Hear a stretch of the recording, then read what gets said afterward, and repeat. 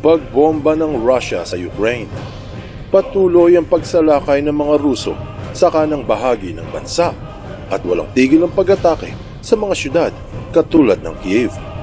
Matinding banta ang pinahayag ni Vladimir Putin sa pagpasok ng mga Ukrainian sa kanilang teritoryo.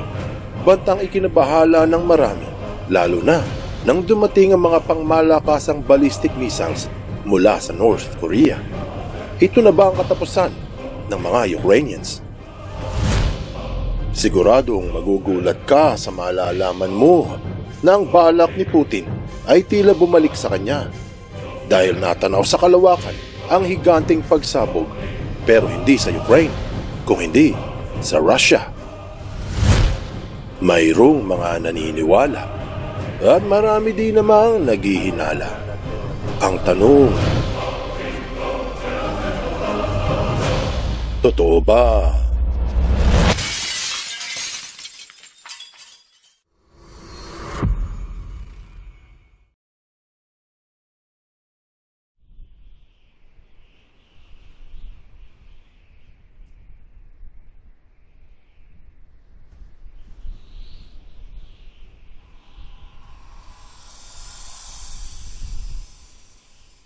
Maririnig ngayon sa mga pahayagan ang patuloy na pag-abanse ng mga Ruso sa kanang bahagi ng Ukraine.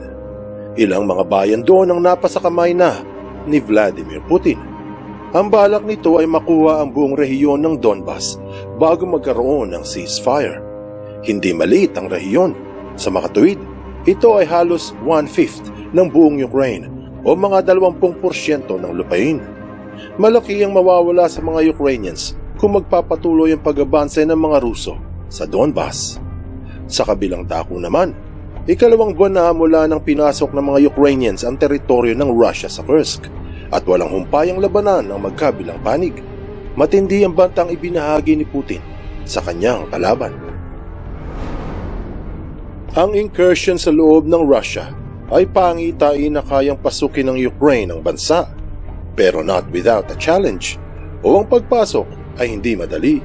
Inilipat ni Putin ang ilang batalyon mula sa Donbas upang itulak palabas ang mga Ukrainians. Subalit matatapos na ang buwan ng Setyembre at hindi pa rin napapaalis ang mga tumawid sa Kursk.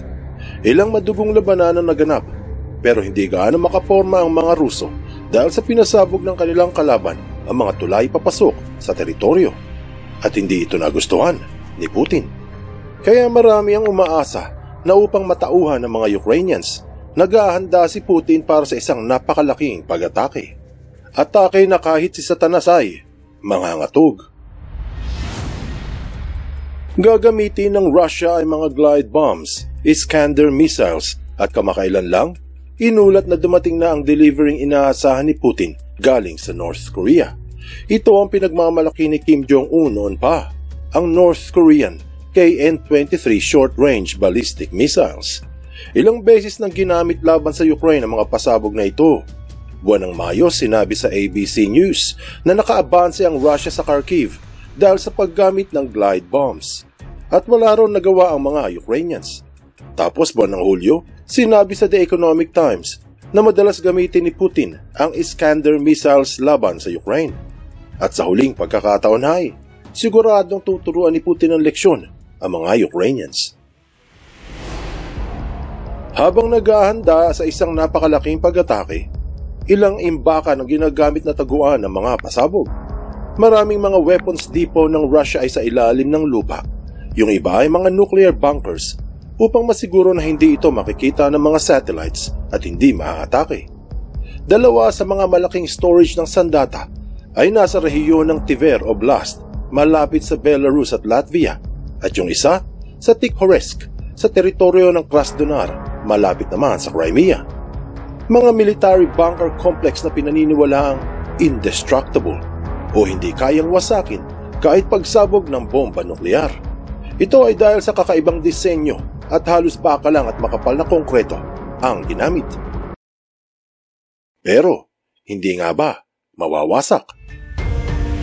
Russia is warning it could make a preemptive strike against NATO's anti-missile defense shield planned for Europe.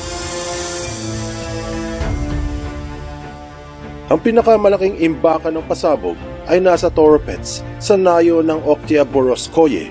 Medyo luma na dahil ginawa ito noon pang kasagsagan ng komunismo sa USSR. Taong 2018, pinarenovate ito ng Russian military at pinalaki at tinawag na 107th Arsenal of the Main Missile and Artillery Directorate of the Ministry of Defense of the Russian Federation. May layo itong 416 kilometro mula sa Ukraine. Tapos, yung imbaka naman sa Tikhoretsk, hindi kasing laki ng sa Tver, ay may layong 316 kilometro mula sa Ukraine. Kaya tamang-tama ang mga lokasyon sa gagawing pag-atake. Kasama rin sa mga iniimbak doon ay mga 122mm rockets pambala sa Grad multiple rocket launchers at mga 82mm mortar rounds para sa mga howitzers. Alam ng mga Ukrainians ang malaking imbaka ng pasabog sa probinsya ng Tver, kaya ilang beses nila itong inatake. Noong 5 ng Mayo, tapos sumunod ay bago matapos ang buwan ng Hulyo. Pero hindi ito natinag dahil sa kapal ng konkretong bumabahay sa mga pasabog. Bagamat napapaligiran ng bukirin, malapit ito sa pinakasyudad ng Toropets at maliliit na bayan katulad ng Chikavero, kaya bago makarating ang mga drones ay namamataan ito ng militar at nahaharang.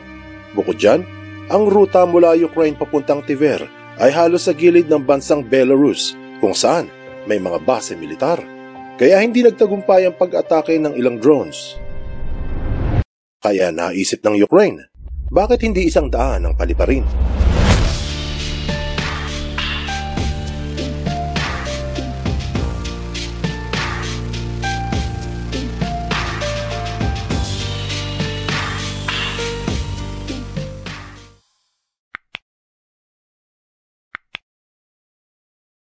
Paano napasabog ang mga indestructible bunkers?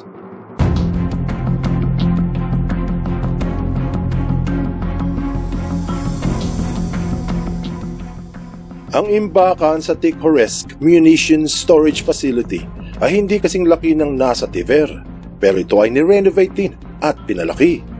Mula pa noong 1 taon ay dito na iniimbak ang mga pasabog mula sa North Korea katulad ng KN-23 ballistic missiles at tinawag naman itong 23rd Arsenal of the Main Missile and Artillery Directorate of the Ministry of Defense of the Russian Federation. Makikita sa Google Earth kung ano ang itsura ng Indestructible Weapons Complex sa Toropets. Sa bandang ibaba, nakahilera ng maayos sa mga bunkers na may hugis kwadrado. Dito nakatago yung mga missiles o ibang malalakas na pasabog. Sa itaas, mapapansin na hugis pahaba ang mga gusali. Ito ay pinaglalagyan naman ng mga bala ng mga howitzers sa tangke. Madaling araw ng Miyerkules, 18 ng Setyembre, mga 3:30, ilang pagsabog ang gumising sa mga taga-Kudino at Chikarevo. Nakuhana ng mga videos yung ibang bumungad para makita kung anong pagsabog ang kanilang narinig. Sa imbaka ng 107th Arsenal, ilang pagliyab ang kanilang nasaksihan. Tapos isang higanting pagsabog ang dumagundong at yumanig sa mga bahay. Nakita nila na sinundan ito ng higanting pagliyab na lumiwanag sa madaling araw. Kita ilang kilometro ang layo. Pati yung isang istasyon ng lindol sa karatig na bayan ay na-register ang light tremor earthquake mula sa imbakan. Bukod dyan, pati NASA satellite narehistro ang sobrang init na kita mula sa kalawakan. Ayon sa mga ulat, nalusaw daw yung 200 militar na nagbabantay sa mismong complex. Meron ding imbaka ng langis doon, kaya napakalakas ng pagsabog. Mantakin mo, doon nakatago yung mga anti-aircraft missiles, artillery shells, pati mga glide bombs ng Russia. Kaya ang balita ng pagsabog ay dali-dali ang nakarating sa Moscow. Pinaniniwala ang umabot ng 1 kiloton ang lakas ng pagsabog. Sinabi ng mga taga-roon na 6 na drones ang nakitang tumama sa pasilidad. Yung una maliit lang ang pagsabog pero may isang napakalakas.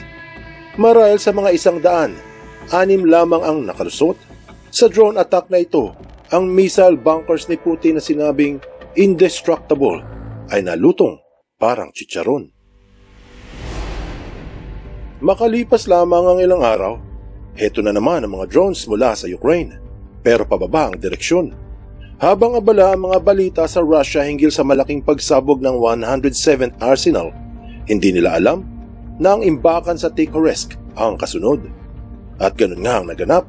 Sabado naman ng madaling araw, ika-21 ng Setyembre, ang balita sa The Sun na isang higanting pagsabog na parang apokaliptik ang natanaw ng mga taga-Kameni. Ayon sa ulat, 2 drones ang naharang sa ere pero tinamaan pa rin ang imbakan. Ilang mga Russian vloggers ang pinagbawalang mag-upload ng mga videos pero may ilang nakakuha sa nakakatakot na pagsabog ng 23rd Arsenal at nai-upload nila ito sa social media. Marami ang nagtatanong kung paano ito nangyari. Isa lamang ang konklusyon. Ito ay kakulangan sa air defense ng mga Ruso. Gayunpaman, hindi naman sila masisisi dahil napakalawak ng buong lupain ng Russia at hindi lahat ng bahagi nito ay posibleng bantayan. Libo ang military installation na nagkalat sa bansa at ang kabuuan ng Russian military ay nakikipaglaban ngayon sa Donbas at yung iba nasa rehiyon ng Kursk. Kumbaga, walang gaanong nagbabantay sa mga mahahalagang pasilidad ng militar.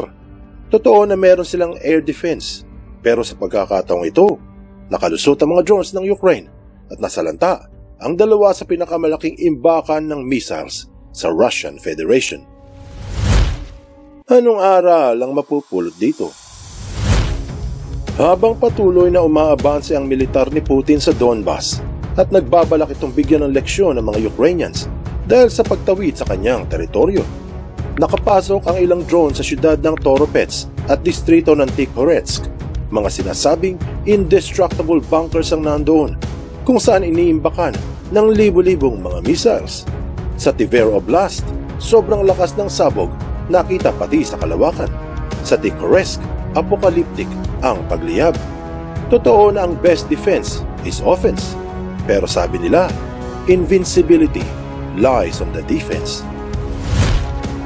Buksan mo ang iyong isip at hayaang lumalim pa ng lubusan ng iyong pangunawa sa mga kasaysayang kapupulutan ng maraming aral.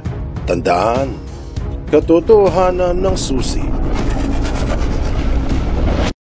sa tunay na kalayaan.